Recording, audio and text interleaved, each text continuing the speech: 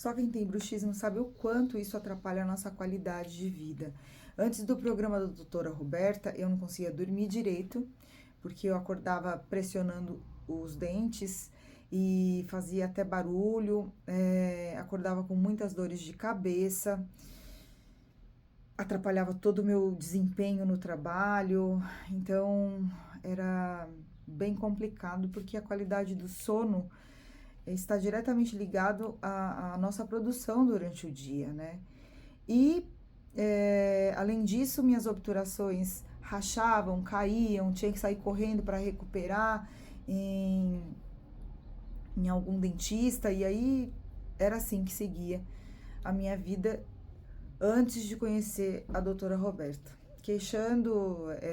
Fazendo essas queixas para ela me apresentou, né, a sua pesquisa e todo o seu programa, e eu resolvi fazer.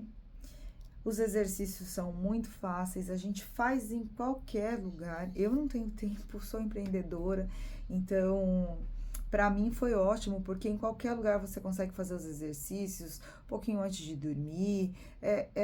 Foi muito simples e nossa, sou muito agradecida porque transforma a vida da gente, né?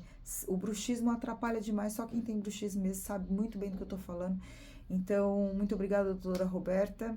Muito obrigada, doutora Roberta, pelo seu empenho na pesquisa para ajudar as pessoas que sofrem deste mal.